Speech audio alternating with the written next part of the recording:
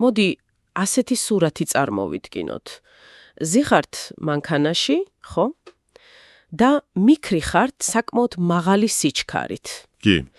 გაზის სატერფულს ფეხს ბოლომდე აჭერთ, მაგრამ აი წინ საქარე მინაში სართოდ არ იყურებით. ანუ მთელი თქვენი ყურადღება გადატანილი ყავთ მხოლოდ და მხოლოდ უკანა ხედვის სარკეზე. ეგ ძალიან სახიფათოა. ნამდვილად და თან ძალიან გიკვირთ და ბრაზობთ, რატომ ეჯახებით გამუდმებით წინაღობებს, ხო, რატომ იმტვევა ეს მანქანა და რატომ ვერ მიდიხართ დანიშნულების ადგილამდე? ასეთ დროს ავარია უბრალოდ გარდაუვალია. ეს, რა ვიცი, მხოლოდ დროის ამბავია, სანამ რაღაც საბედის წეროს არ შეეჯახები. ზუსტად. და აი სწორედ ამ საზოგადოებრივ ავარიას და მის გამომწვევ მიზეზებს ვაანალიზებთ დღეს ჩვენ სიღრმისეულ განხილვაში. დღეს ჩვენს სამუშაო მაგიდაზე გვიდევს თეოფილე მალაქიას, იგივე რევაზ ბაქრაძის საკმაოდ ვრცელი და უკიდურესად პროვოკაციული YouTube მონოლოგი.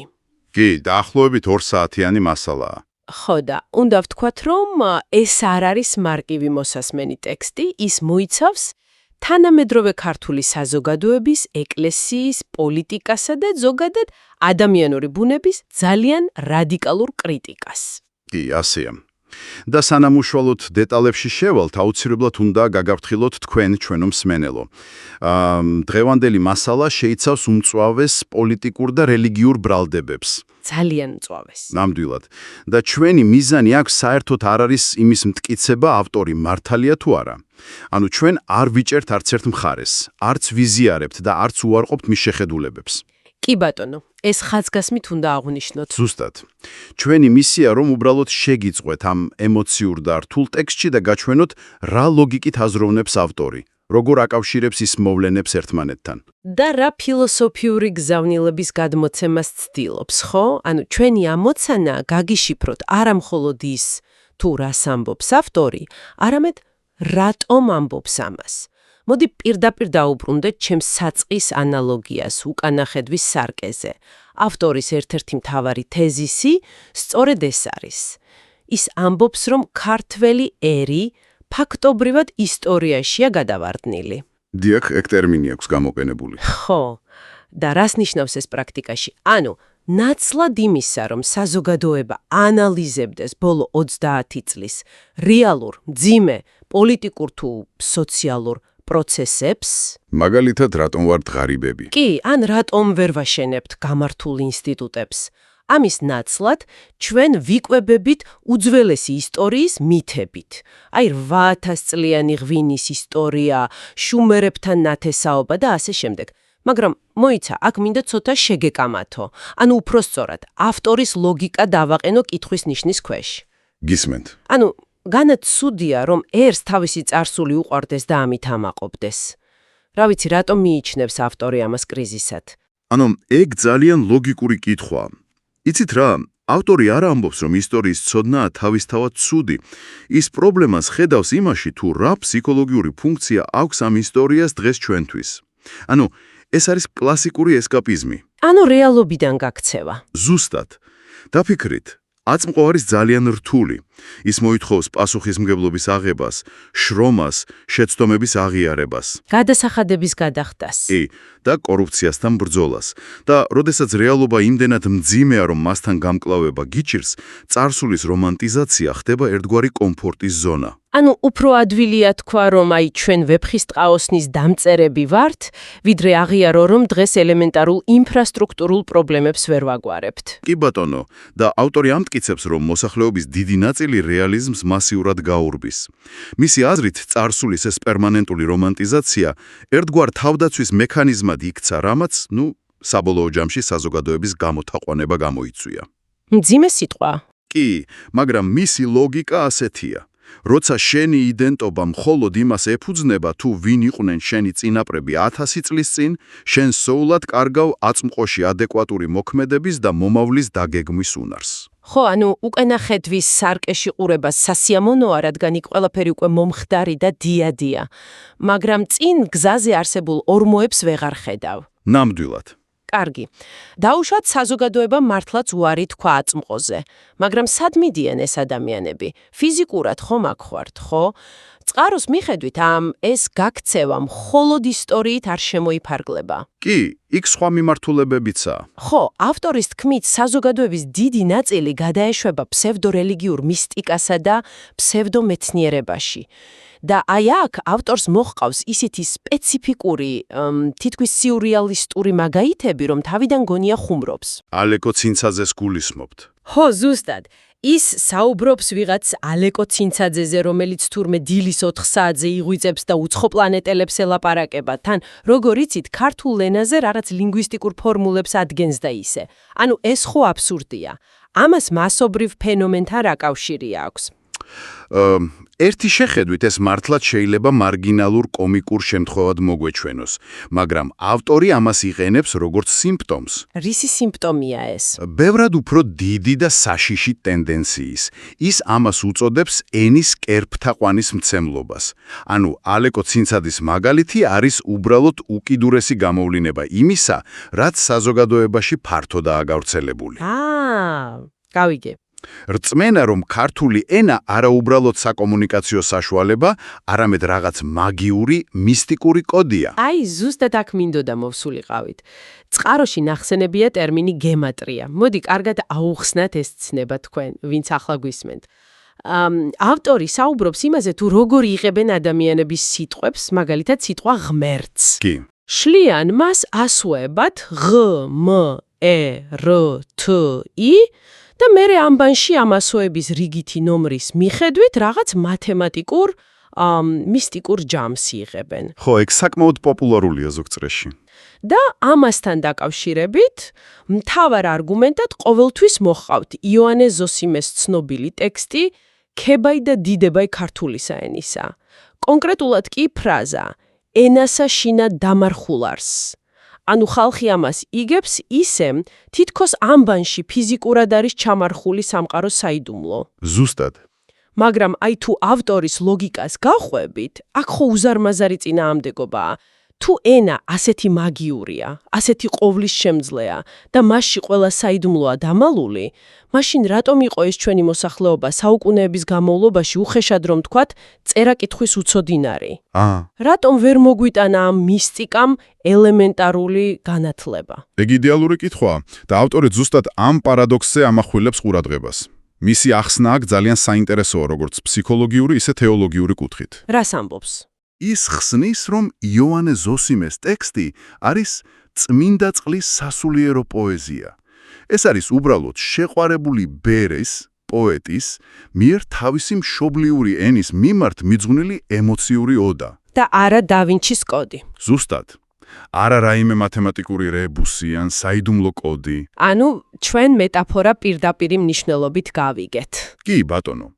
და ავტორი, როგორც ქრისტიანული პერსპექტივიდან მოსაუბრე ადამიანი, ამბობს, რომ ენის ასეთ გაღმერთებას ქრისტიანობასთან საერთო არაფერი აქვს. სინამდვილეში ეს არის პაგანიზმი, წარმართობა. საინტერესოა. რატომ ფიქრობს ასე? იმიტომ, რომ ნამდვილი რელიგია და ცოცხალ ღმერთთან ურთიერთობა მოითხოვს პიროვნულ ტრანსფორმაციას. მოითხოვს მორალულ პასუხისგებლობას, შენს ქმედებებზე პასუხისგებას. ამის ნაცვლად ბევრად მარტივია აიღო ამბანის ასოები, შეკრიბო ციფრები და თავი დაიმშვიდო, რომ შენ უკვე ფლობს სამყაროს საიდუმლოს. მხოლოდ იმიტომ, რომ ამ ენაზე საუბრობ. კი, ზუსტად. ეს არის კიდევ ერთი ილუზია, რომელიც გვაშორებს რეალობას. ჩვენ პოეზია ვაქციეთ კერპად. გასაგებია. მაგრამ აი თუ საზოგადოება ასე ღრმად არის ჩაძინებული ამ ისტორიულ და მისტიკურ ილუზიებში, ლოგიკურად ჩნდება კითხვა. ვინ უმღერის მათ ამ იავნანას? ხო. ვინ ინარჩუნებს ამ ილუზიას, ხო? და სწორედ აქ გადადის წყარო თავის ყველაზე მძიმე, სენსიტიურ და ალბათ ბევრისთვის შოკის მომგვრელ ნაწილზე. კიდევ ერთხელ შეგახსენებთ თქვენ, ჩვენ მსმენელო, რომ ჩვენ ახლა მხოლოდ ვაანალიზებთ ავტორის მტკიცებულებებს. ნამდვილად. არ ვამბობთ, რომ ეს აბსოლუტური ჭეშმარიტებაა. ზუსტად. მოკლედ, ავტორი პირდაპირ ესხმის თავს იმ ინსტიტუტს, რომელიც მისი აზრით ამ ცრურწმენებს 10 წლეულების განმავლობაში მართავდა და ახალისებდა. ის საუბრობს საქართველოს ეკლესიაზე და კონკრეტულად გარდაცულ პატრიარქზე ილია მეორეზე. დიახ, ეს არის ტექსტის ყველაზე რადიკალური ნაწილი. ავტორი ფაქტობრივად უარყოფს პატრიარქის როგორც სულიერი და ეროვნული ლიდერის სტატუსს. და უფრო მეტიც ის ამტკიცებს, რომ პატრიარქი 1967 წელს პირდაპირ კრემლის მიერ იყო დანიშნული და მას უწოდებს საბჭოთა პარტკომს, ანუ პარტიული კომიტეტის მდივარს უბრალოდ რელიგიურ სამოსში. ძიმე ბრალდება. კი. მოდი ეს კარგად განმართოთ. რა არგუმენტს აშენებს ავტორი ამ ხელა ბრალდების გარშემო? რა იყო მისი აზრით ამ დანიშნის მიზანი? ავტორის ლოგიკა ერყდნობა ცივი ომის დროინდელ გეოპოლიტიკურ კონტექსტს. მისი მტკიცებით, საბჭოთა უშიშროებამ, ანუ სუკმა, იცოდა, რომ ეროვნული მუხტის სრულად ჩახშობა შეუძლებელი იყო. კი. ამიტომ მათ ჭირდებოდათ ფიგურა, რომელიც ამ ენერგიას გააკონტროლებდა და მიმართავდა უსაფრთხო კალაპოტში. ანუ დავალება რა იყო? ავტორის თქმით, მთავარი დავალება იყო ქართული საზოგადოების ევროპული დასავლური სივრციდან იზოლაცია და მათი მოქცევა ერთგვარ რუსულ მართლმადიდებლურ მორჩილ სივრცეში. და ამის დასამტკიცებლად ავტორს მოჰყავს კონკრეტული ისტორიული ტრაგედიები. მაგალითად, 1983 წლის თვითმფრინავის გამტაცებელი ახალგაზრდების საქმე და ჟურნალისტ ნაზი შამანაურის ისტორია. კი. მოდი ჩვენს მსმენელს რომ შევახსენოთ კონტექსტი. თვითმფრინავის საქმე იყო შემთხვევა, როცა ახალგაზრდების ჯგუფმა სცადა საბჭოთა კავშირიდან გაქცევა თვითმფრინავის გატაცებით, რაც როგორც ვიცით, სისხლიანი შტურმით და მათი შემდგომი დახვრეტით დასრულდა. ძალიან მძიმე ისტორია. ნამდვილად. ნაზი შამანაური კი იყო ჟურნალისტი, რომელმაც საბჭოთა კორუფცია ამხილა. და ამის გამო ის ფსიქიატრიულ საავადმყოფოში გამოკეტეს, სადაც ფაქტობრივად წამებით მოკლეს.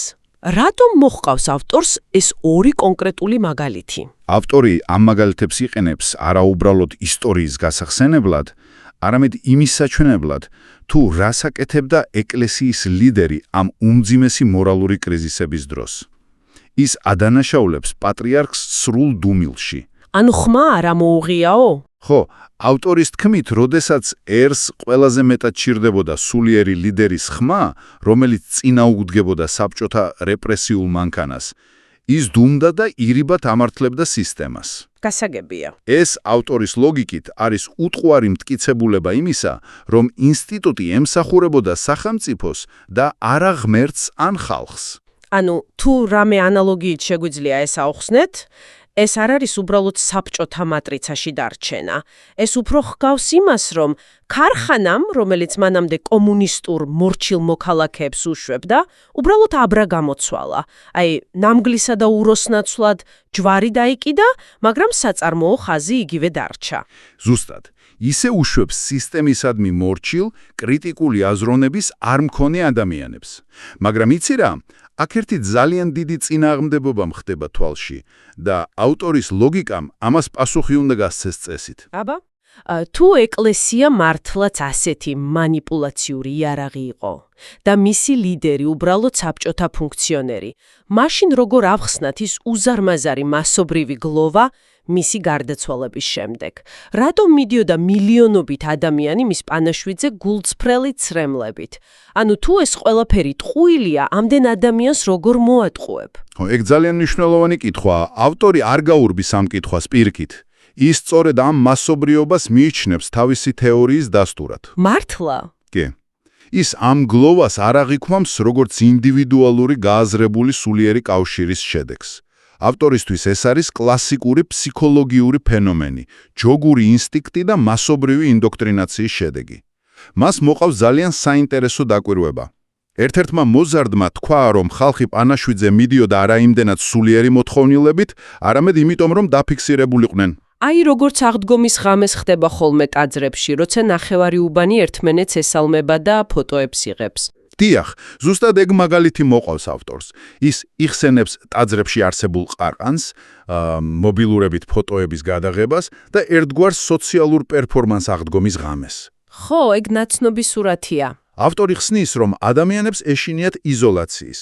ანუ თუ ყველა მიდის, შენც უნდა წახვიდე, თორემ საზოგადოება გარიყავს.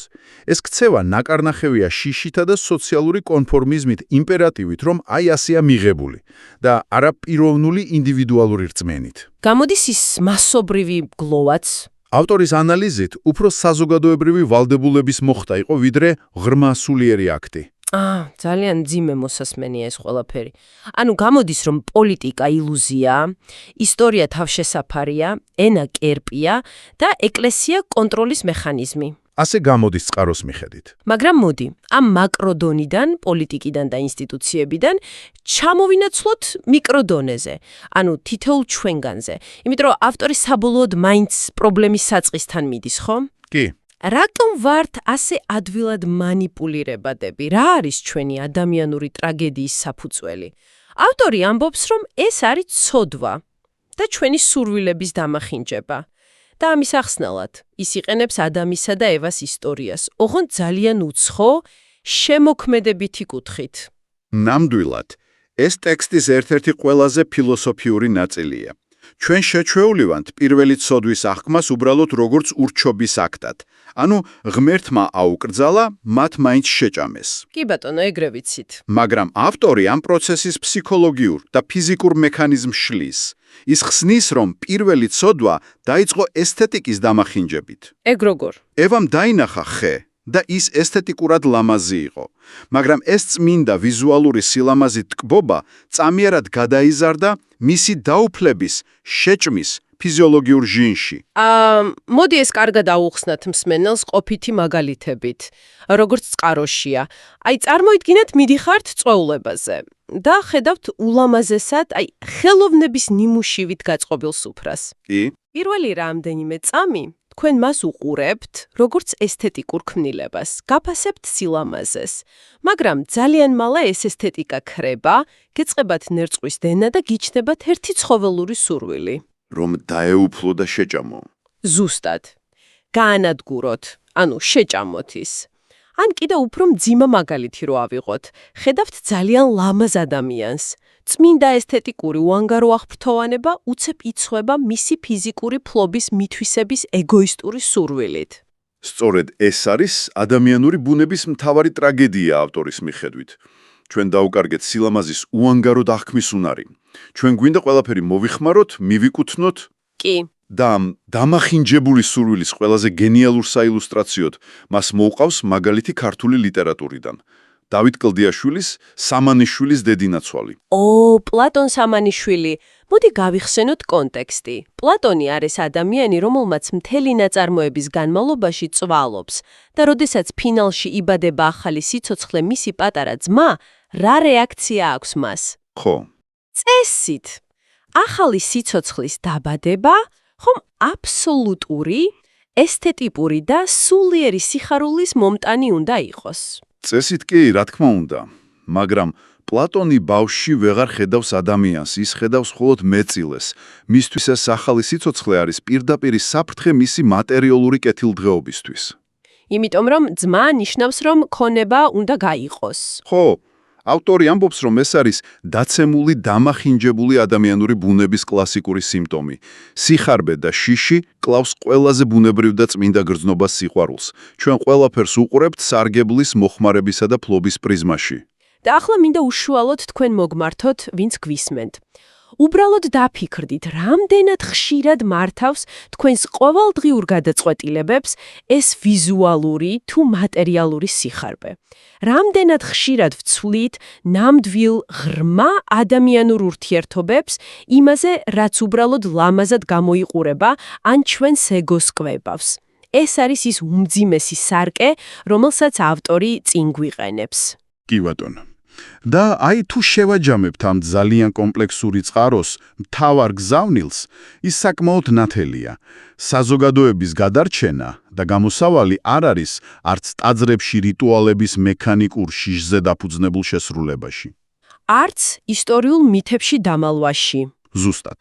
და არც რომელიმე ავტორიტეტის იქნება ეს საერო თუ სასულიერო ბრმა მორჩილებაში.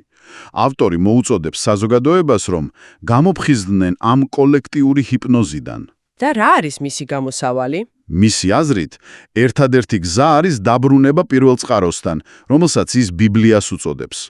თუმცა, არა როგორც კანონების ან მისტიკური კოდების კრებულს, არამედ როგორც ღმერთის მიერ ადამიანისთვის გამოგზავნილ 66 სასიყვარულო წერილს. და რაც მთავარია, ამ ყველაფერს სჭირდება ინდივიდუალური კრიტიკული აზროვნება. კი, ბატონო. ჩვენი დღევანდელი სიღრმისეული განხილვა მინდა დავასრულო ერთი ძალიან საინტერესო ლამაზი და ცოტა პროვოკაციული დეტალით, რომელიც ავტორმა წყაროს ბოლოსკენ ახსენა და რომელიც პირდაპირ კავშირშია იმასთან, რაზეც ვისაუბრეთ ენასთან და სიყვარულთან. ავტორი ამბობს, რომ მსოფლიოში პირველი პოეტი იყო ადამი.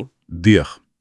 ის მომენტი, როდესაც ღმერთმა მას პირველად მიუყვანა ევა. ზუსტად ეგ, როცა ადამმა პირველად დაინახა ევა, მას არ დაუწყია მისი როგორც ნივთის მოხმარება ან ფლობა. ნამდვილად არა. ის არ მისულა მასთან ეგოისტური სურვილებით.